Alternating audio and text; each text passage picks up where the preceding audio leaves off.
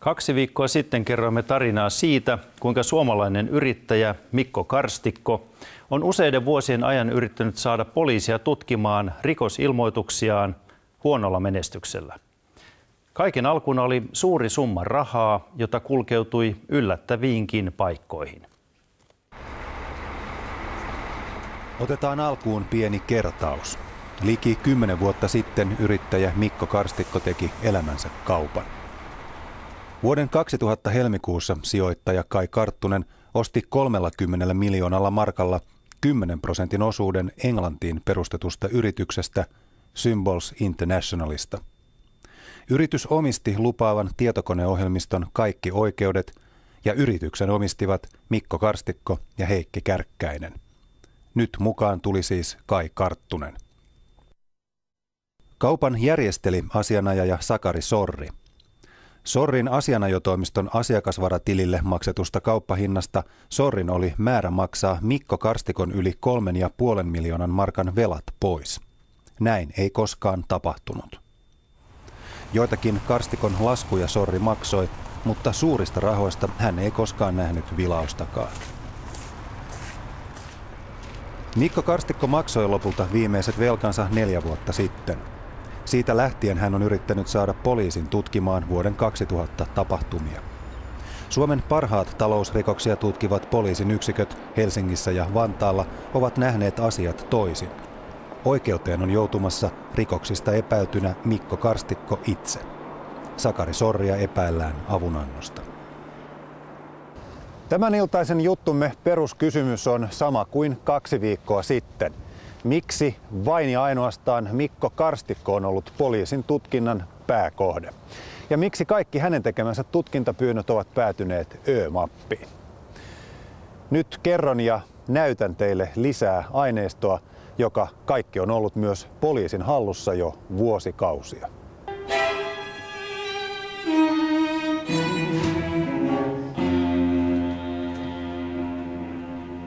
Nämä ovat Nitro-nimisen konsernin toimitiloja Helsingissä. Nitro on digitaalisen markkinoinnin ja mainosfilmituotannon kärkinimiä Suomessa. Nitro sai alkunsa kevättalvella 2000, mutta sen nimi oli alun perin Fialen Oy. Ja se oli Sakari Sorrin pöytälaatikkofirma.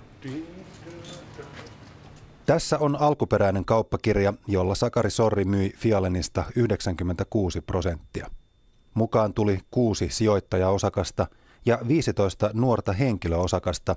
He olivat perustettavan yhtiön nuoria digi- ja nettiosaajia. Kauppakirja allekirjoitettiin 8. päivänä maaliskuuta vuonna 2000. Yksi yhtiön toiminnan käynnistäjistä oli Matti Ollinkari.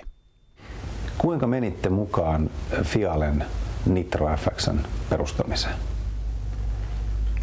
Itse asiassa voi sanoa, että se alkoi tavallaan mun kautta. Sijoittajista suurin 25% osuudella oli Mikko Karstikko. Hänelle oli tulossa rahaa asiakasvaratililtä, olihan Karstikko juuri muutama viikko aiemmin tehnyt elämänsä kaupan, sen 30 miljoonan markan Symbols-kaupan, kuten muistamme.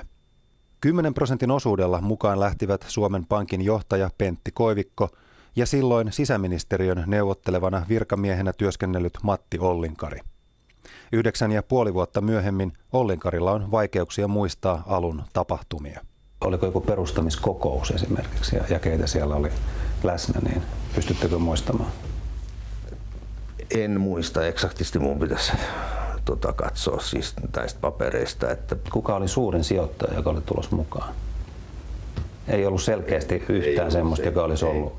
Ei mulle jäänyt mitään siis. Onneksi nimet löytyvät kauppakirjasta. Soneran tuleva toimitusjohtaja Harri Koponen merkitsi 5% ja eläkeyhtiöissä sittemmin johtajan uran tehnyt lakimies Ari Anttonen 2%. Sakari Sorrin vaimo Helena kuittasi 4% Fialenin osakkeista.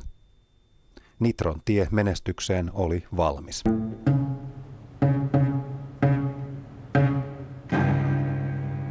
Mutta hetkinen. Ennen kuin Nitro FX vietiin kaupparekisteriin, tapahtui jotakin. Sakari Sorri teki 6 päivää alkuperäisen Fialen kaupan jälkeen uuden kauppakirjan, josta puuttui nyt yksi nimi. Mikko Karstikko. Samalla eräiden muiden sijoittajaosakkaiden osuudet olivat kasvaneet ja uudeksi osakkaaksi oli tullut nykyään Helsingin Sanomien taloustoimituksen esimiehenä toimiva Juha-Pekka Raeste. Mitä maaliskuun toisella viikolla vuonna 2000 sitten tapahtui?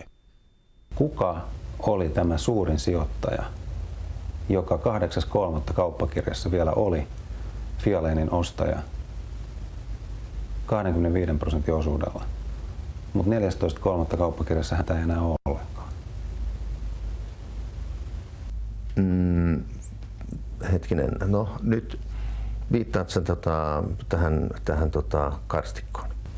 Joo, kyllä. Joo. No nyt siis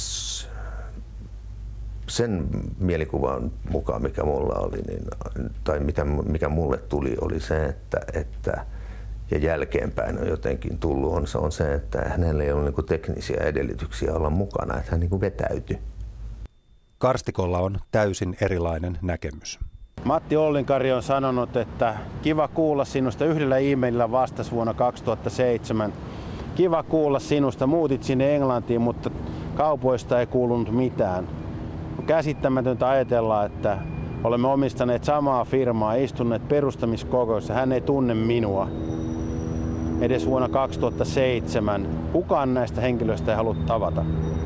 Sanoitte, että ei ollut mitään syytä olettaa, etteikö hän olisi ihan itse vetäytynyt sitten, kun todettiin ehkä Sorrin kanssa, että ei tästä tule mitään.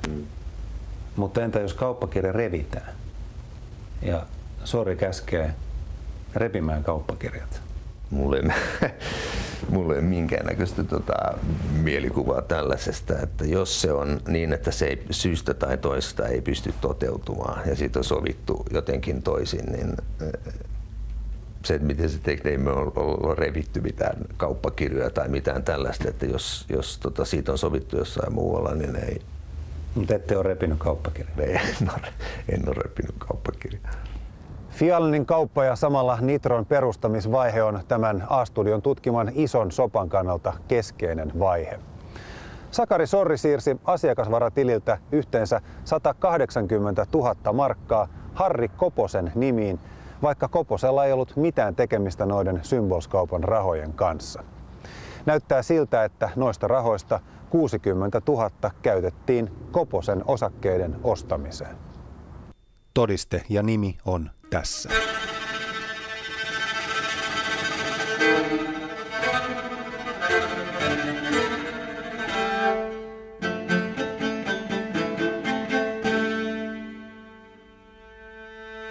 Kun Mikko Karstikko ryhtyi penkomaan tapahtumia, yritti Harri Koponen maksaa rahat takaisin.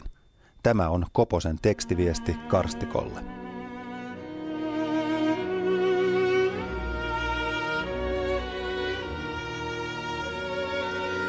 Harri Koposen oma asianajaja on kertonut, että Koponen yritti maksaa rahat takaisin nimenomaan Sakari Sorrille, mutta tämä palautti ne jälleen.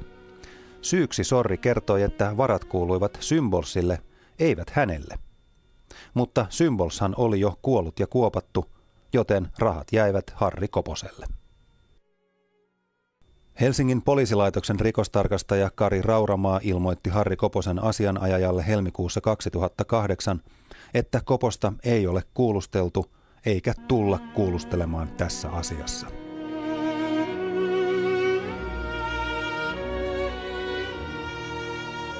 A-studio antoi 2 viikkoa sitten Harri Koposelle mahdollisuuden kommentoida. Koponen ei halunnut antaa haastattelua. Myöskään Sakari Sorri ei halua antaa A-studiolle haastattelua. Palataan vielä puheisiin alkuperäisten Fialen kauppakirjojen repimisestä. En ole repinyt kauppakirjaa. Salaiseksi julistetussa tutkinta-aineistossa Fialenin ensimmäinen toimitusjohtaja Kai Sundén kertoo.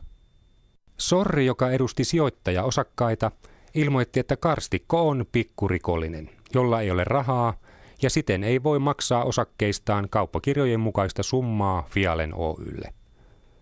Sorri myös ilmoitti, että 8.3.2000 tehdyt kauppakirjat tulisi repiä ja velvoitti minua ja Antti Villasta valvomaan, että myös muut sijoittajat repivät 8.3.2000 tehdyt kauppakirjat. Kysymys Helsingin ja Vantaan talousrikostutkijoille. Miksi tämän jutun tutkintaa on vetkutettu 4 vuoden ajan? Tähän sotkuun liittyneiden yhtiöiden pää- ja päiväkirjat vuodelta 2000 voidaan laillisesti hävittää ensi vuonna, jos joku vaikka haluaisi tutkia ne.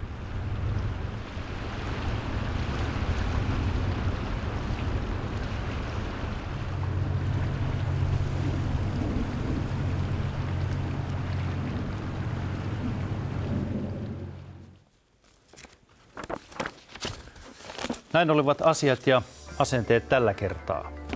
Huomisessa A-talkissa puhutaan kuntien rahapulasta ja perjantain A-zoomissa rukoillaan rikkauksien perään. Hyvää illanjatkoa.